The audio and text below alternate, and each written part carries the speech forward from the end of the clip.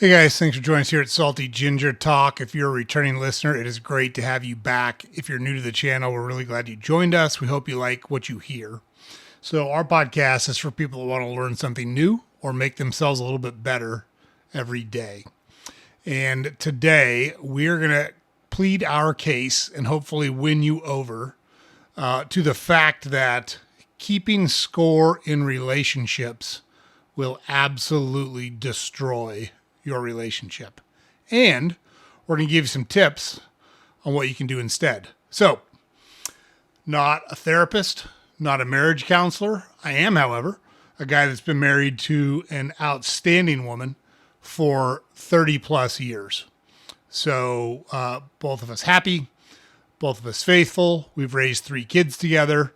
So, I'm going to share with you some of the things that I have learned over the years that have worked for us. And you've got to decide what's right for your relationship. However, there are some overarching truths that we find in any good relationship. We're going to try to point those out and share those with you. So, if you are keeping score in the relationship, if you find yourself saying, well, I did this X number of times this week and my partner only did this Y number of times this week, we think you're making a mistake. We think you got to change your mindset. And we think you're probably not recognizing where there are a lot of contributions coming from your partner that you're not giving them credit for. And this is not gender specific. We hear a lot of people talk about these types of things. They're men, they're women. They feel like they are contributing an outsized portion to their relationship. And while that may be true in certain aspects of the relationship, it's almost, almost never the case that the relationship is so lopsided that it's a one-person relationship. And that's important to remember, because instead of 50-50, you really need to think of your relationship as 100-100, meaning you're both in it trying to get the maximum out of it. And sometimes that means one person contributes more in specific areas than the other. And in other areas, the other person contributes more than their spouse in specific areas. And if you're keeping score on it, probably not a good way to go. So we're going to look at some common, what we think are logic flaws or mindset flaws. And we're going to give you some ideas on how to think about it differently or how to approach it differently so you can be successful in your relationship. So we're going to go with our top 5 reasons. What we came up with is the top 5, 1, 2, 3, 4, 5 reasons that relationships work better when you're not keeping score. So, number 1, scorekeeping creates resentment. So we can tell you that unequivocally without any reservations whatsoever. If you're keeping score of who's doing what, you're not going to be happy. And neither is your partner, by the way. If you're tallying up who did what, I did this with the kids, I did this in meal prep, I did this in bringing in money to the relationship, I did this in lawn care and car maintenance, you're absolutely wasting your time. Small things are going to turn into an emotional debt. You're going to start to resent your partner, and you're going to be looking at the glass as half empty instead of the glass as half full. This is not dissimilar, by the way, to living in a new place. And so I can tell you personally, I have lived in California, Nevada, Oregon, New Hampshire, Missouri, Ohio, and Texas. Now, my wife lived in all of those places with the exception of California. So she has almost as much experience moving around as I do. And people ask me a lot, what's your favorite place to live? I don't really have a favorite place to live. We live in Ohio now. And we love Ohio, but there's things that we miss about the West Coast, like mountains in particular. I love being in the mountains. And if you've never been in the mountains, the Rocky Mountains, the Cascade Mountains, I'm talking about real mountains where there's snow on the top. People die every year because they make mistakes. Like those are mountains. We don't talk about the hills on the East Coast. People call things on the East Coast mountains that aren't really mountains. But if you've never experienced those, you can't appreciate that that feeling that you get when you're in the mountains. But every place has good and every place has bad. And that's what we tell people when they're getting ready to make a move. If you focus on the things you like, you're going to like the place you live. If you focus on the things you don't like, you're not going to like the place you live. It's really more about mindset and your approach than anything else. Now, with that said, there are places we like more than other places. Like we lived in LA for 2 years. And look, I was there during the Rodney King riots. It was a very tumultuous time. And so I'm not a big fan of Southern California. However, the weather, unbelievable, right? There's lots of good things about Southern California. It's just not something that works for me personally. And that's okay. But it's the same thing in your relationship. So if you're going to keep score, it's going to create resentment. Here's an example. I took out the trash 3 times this week and you haven't taken it out at all. Okay.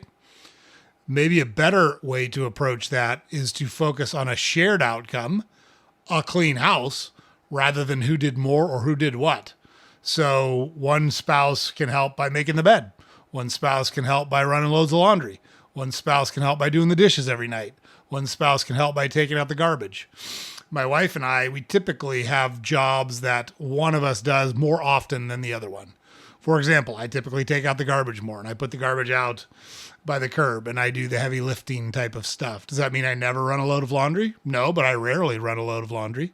My wife has not had a job outside the home in a long time, and that was by design. We both decided that was the best way for our family and our house to run.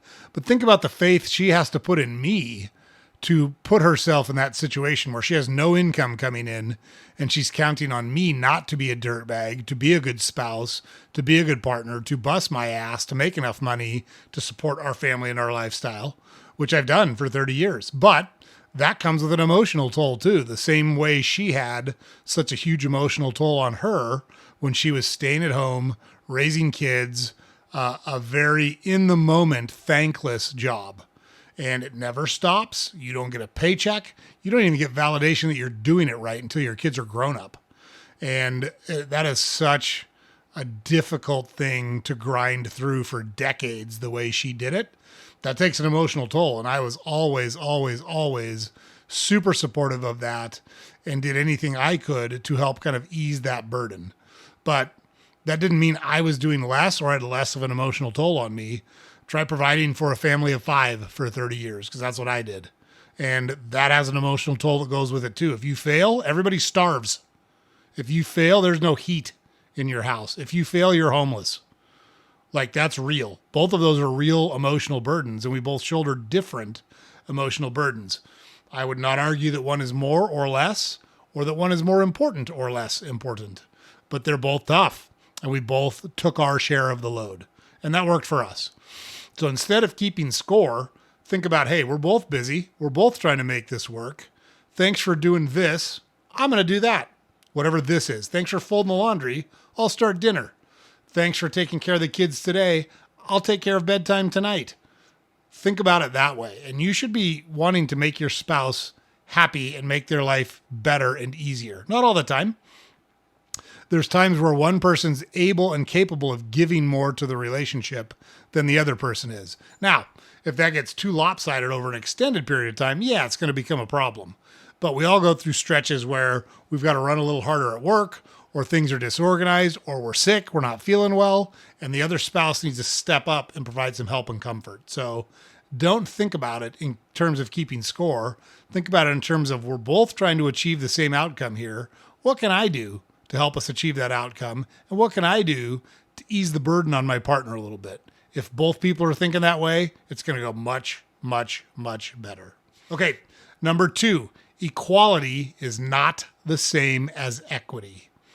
True balance does not mean that everything is split equally, rather that it's split fairly based on how you two, the two people in the relationship, think about fairly and based on their abilities, their time, and their strengths.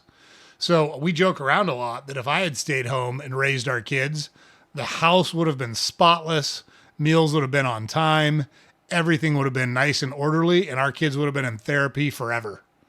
I don't hold a candle to my wife in terms of empathy, in terms of reading people, in terms of understanding what's going on inside, especially children's heads. She is absolutely one of the best mothers I've ever seen. I don't hold a candle to her as a parent. And I say that thinking I'm a pretty good dad. I absolutely think I'm a pretty good dad, but I don't hold a candle to my wife as a parent. That was her strength. Did she love it from the beginning? Absolutely not. The first year and a half, she was miserable and hated it. But she adjusted and she learned the value of staying home and raising our kids. And I supported her every step of the way. I'd never said, oh, well, the house is a mess. What'd you do all day? Like, she was busting her ass every day. Someone actually said to me once, must be nice having your wife stay at home. You know, house is clean, meals are on time. I'm like, hey, I didn't marry a fucking maid. That's my wife. Her job is to raise our kids. And our house is rarely clean. And meals are rarely on time. She has a ton of shit she's responsible for. And I'm the least of it. Making sure I'm fed is the least of it. I'm a grown-ass man. If I'm hungry, I'll make some food. It's great when there's food, but if there's not food, big deal. That's not her job. Her job is to raise our kids, first and foremost. And if that means I have to do something different or take care of myself or the kids or whatever, part of the deal. Just how it works. So, along that example, like let's say a working spouse comes home and says, hey, you've got to do half of the nighttime stuff too, because I've been at work all day and you haven't. Terrible, terrible approach. Like, the person that stays home is doing stuff. They're doing a lot of stuff just because they don't have a paid job where someone's giving them a paycheck for doing what they're doing. That does not mean that they're staying at home. And look, my wife and I have always, from the inception of our marriage, we've looked at any income that comes in, regardless of who makes it, as our income.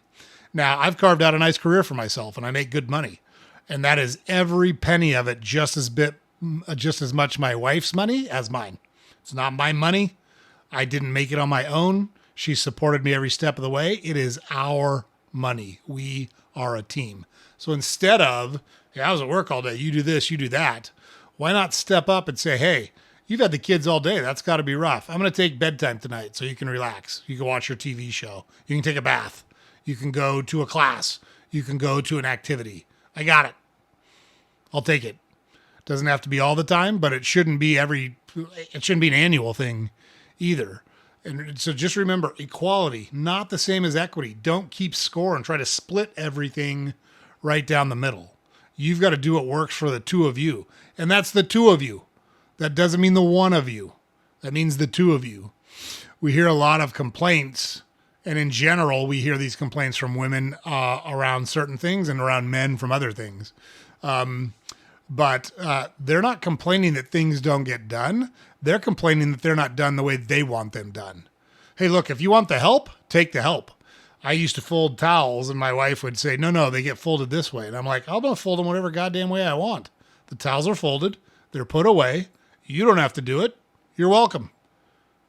Like, not a big deal. And that's just one small example. She does all sorts of things to help me out. I can tell you over the last couple of months, my health was terrible. And I had a pretty big health scare where I was incapacitated for several weeks. And she was doing everything in our house. And I'm so appreciative and so thankful that I've got a spouse that just does that because she cares about me and wants me to be healthy. She didn't complain. She didn't say, this is unfair. She didn't say, you need to pull your weight. She didn't say, when are you going to be healthy enough to do these things? She just did it. And I've done those things too. She was in a very bad car accident in the early 2000s and was incapacitated for several months, like in a back brace, unable to do almost anything, couldn't lift anything. I did everything during those periods without complaint. I just wanted my wife to be healthy. I just wanted my wife to get better. You do what you got to do to make the relationship work. And if you care about the person and you care about the relationship, that won't seem like work to you. That won't seem unfair to you. And if it does, you got to check your head because you're not thinking about it the right way. Maybe you're with the wrong person. I don't know. But if you care about that person, you're not going to complain about those things. If you fall into bad habits or bad routines, yeah, that's a different conversation, but that's not what we're talking about. We're talking about the everyday give and take that goes into any successful relationship. Plus, here's number 3. When you focus on strength-based roles, what you're good at, what your spouse is good at, and letting them take the lead on the things they're good at and they care the most about, it creates harmony between the two of you. Couples thrive when they each contribute where they excel instead of trying to do everything equally. So this reminds us of when Tiger Woods was a young golfer. He wasn't a great sand player. He certainly wasn't a bad player out of the sand, but he wasn't a great sand player. So you know what he did? He just tried to avoid hitting in the sand. Like, why hit it into the sand? If you could miss left and you can hit the shot out of the rough instead of missing right in the bunker and creating a problem, just avoid the sand. Like, that's the way to do it. Same thing in a relationship. Let's say there's a husband who says, you know what? I'm going to get involved in the meal planning because I know it's a tough deal on my wife. But he sucks at it and he hates it and he doesn't know anything about nutrition. So don't do it. Do something else. Find a different way to contribute that eases the burden on your spouse. So maybe she continues to handle all the meals because she enjoys it. But he says, you know what? I'm going to take over the budgeting and the car maintenance and the home maintenance because those are things I can do. I don't mind doing them. They're on your plate right now. I'm going to ease some of the burden from you. But he's playing to his strengths, not getting involved in stuff that he's no good at or that he hates. And vice versa. Same thing with wives. You shouldn't be involved in stuff that you suck at and you don't like to do.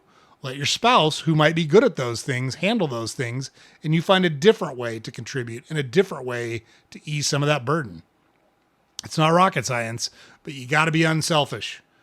If you care about your spouse, you care about your partner, these won't seem like sacrifices. These won't seem like trade-offs. These won't seem like things you're forcing yourself to do. And if you are, I think you got to take a hard look at your relationship. I think you got to take a hard look at the person you're with or your mindset, because I don't think you're thinking about it the right way. Okay, number 4, scorekeeping undermines the team mentality we were just talking about. Great relationships function like great teams. Each person supports the mission, not just themselves. So I can tell you that that's how my wife and I operate. You will never see division between us in public. If we have a problem, we'll go home, we'll settle it there, and we will present a united front when it comes to the world. And that front is united because we work on it. So you don't want to say something like, hey, you got to sleep in yesterday, so I'm sleeping in today. Don't ask me for nothing. Okay. That's one way to approach it, but that's really not a good way to approach it. Instead, why don't you say, hey, you looked tired yesterday. I got it this morning. Kids are up. I got them. Don't worry about it. Stay in and sleep or do whatever you want. That reciprocity and that willingness to take on a little bit more of the load when your spouse needs you to is going to build trust, and it's going to build willingness in your spouse to do the same things for you. If you don't think your spouse cares about you, what are you doing with them? Like, seriously, what are you doing with them? Why are you in that relationship? You should be in a relationship with someone that cares about you and wants you to be happy and wants you to be successful and wants you to be fulfilled. And if you don't feel that way about your spouse, you got to think about how you're thinking about it, or take a hard look at your relationship, because something's not right. Something's not right if that's not how you feel about things. Okay. Number 5, intangible contributions often go unnoticed. We talked about this earlier. So my wife, stay-at-home mom, that is a tough, tough gig. I argue it's the hardest mental job in the world because you don't get any validation, any pay. There's nothing that tells you you're doing a good job, and it's relentless. It's 24/7, 365. Now, are there harder jobs? Yeah, go put a roof on 110-degree heat. Go dig ditches. Go weld on an oil outrig. There's lots of physical jobs that are way harder and way more dangerous than being a mother. Go be a lumberjack, right? There's tough jobs out there. But mentally, man, I don't know. I think it's hard to find anything that's as hard of a grind as motherhood to me. That's just my opinion. And I've always felt that way, and I will always feel that way for the reasons we talked about. You get no pay, you get no validation. You don't even know if you're doing it right till your kids are grown up and it's too late. And it's tough. That's a tough mental gig.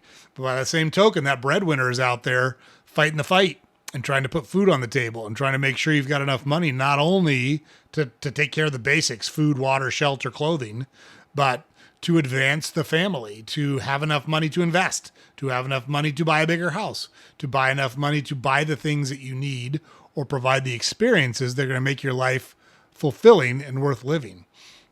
Both of those are intangibles that often go unnoticed and unrecognized by the other spouse. And it's very easy for a partner to dismiss the other person's invisible work or the intangibles that go into what they're doing.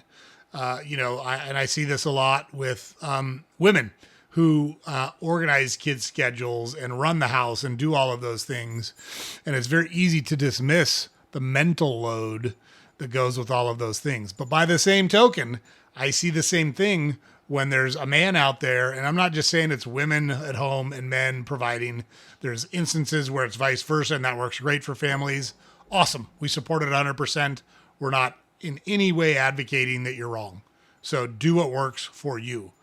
But you've got to recognize the intangible contributions that your spouse brings to your relationship that you're not giving him credit for. So we saw a video of a woman the other day that was complaining about her spouse not taking care of things the way she wanted him taken care of.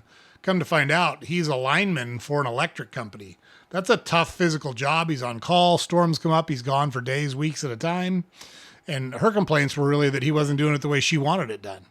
And I was like, man, this guy needs to really take a hard look at this relationship because it doesn't sound like his wife is thinking about this right. Who knows? Maybe the image that she presents is not at all how it works in the relationship. All I can tell you is that if my wife was out there publicly complaining about things like that on the internet, we'd have a problem. We would have a problem. And there's a mutual respect between my wife and myself. I would never publicly slam her. Hell, I don't even criticize her when we're together. I'll ask her questions and see if she's doing okay and if she needs my help or what can I do to support or help her work through things. But yeah, not my place to criticize her. I'm not her coach. I'm her husband. Like we both need, everyone needs a correction every once in a while. It's a hard thing to do as a spouse, but you got to do it in a way that's constructive and not destructive. A good way to do that, set up regular check-ins. Hey, what's been on your mind lately? How can I help you? What do you need from me? What's not working for you? Here's what's not working for me. Just lay it on the table, have an unemotional conversation with the goal of improving the relationship, the household, the quality of life. That's what you should be working on. So here's a couple of final thoughts. Here's a simple rule. Don't ask who did more. Ask what can I do to support us? What can I do to make it better? Think about it from that perspective. You'll be in a much better spot. And then there's the weekly habit we just talked about. At least once a week, just check in with each other. The kids are in bed. Work has calmed down. Take a half hour once a week. Maybe it's a weekend. Maybe it's at night. Whenever it works for you. Whatever works in your schedule. Talk openly and unemotionally about what's working, what's not working, and what feels unbalanced. You can usually get to a good spot if both partners are willing to have that conversation. And then like we talked about earlier, mindset. You're not 50-50, you're 100-100. You're trying to get the most out of the relationship. How do you get the most? Maybe that means one spouse takes the lead on X, Y, and Z, and another spouse takes the lead on A, B, and C. Because spouse one is really adept at X, Y, and Z, and spouse two is really adept at A, B, and C. Doesn't have to be 50-50. It's got to equal 100, and it's got to work for you guys. So think about it that way. And remember, great relationships are not measured by score. They're built on trust, grace, mutual respect for each other, and unconditional caring.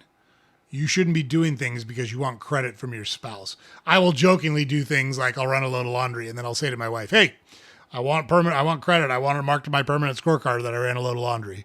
I want permanent credit that I did the dishes, even though I regularly do the dishes in general. But my wife does like almost all the cooking. And if I'm hungry, I'll make something. I'll make something for all of us. I made her breakfast yesterday. Sometimes it works out that way. I don't care. It's not her job to make us breakfast. That's just the routine that we've fallen into. But I will jokingly say, hey, I want credit for this. But my wife does tons of stuff in terms of home improvement. She builds shit, like crazy stuff. So like there is a give and take to the whole thing. And if you're worried about it being equal, you got problems. You got problems. So ditch the scoreboard, lean into your strengths, build a partnership with your spouse that both of you can thrive in. So that's the episode for today. Hope you found it helpful. It's worked for me for 30 plus years. It's worked for her for 30 plus years. Hopefully you can take some nuggets out of this that you can incorporate into your life and your relationships that'll help you be successful in both. So James puts it up over here every day. Head to the website, saltygingertalk.com. All the podcast episodes are there. Links to all the social media accounts are there. We've got a newsletter that we publish every weekday that you can subscribe to. And please, please, please like, comment, subscribe, share. Super helpful for us. Helps get the message out in front of more people. We are working on several interviews right now with very interesting people who have very interesting stories, and they're going to come on and talk to you about the lives they've built for themselves, the mindset they use to do it, talk about their businesses, talk about what's made them successful, talk about things they've learned along those journeys. And so we're very, very excited about those. They should be coming out in the next couple of weeks, and we can't wait to bring those people to you and introduce you to them. And who knows, maybe they're offering a product or a service that you might find useful, and it'd be great if we could throw some additional business their way as well. But we're looking very, very forward to those conversations. All right, guys, this is the Monday episode, so we're off on another week. Everybody get out there and get after it. We hope you have a great week. We'll see you on the next episode.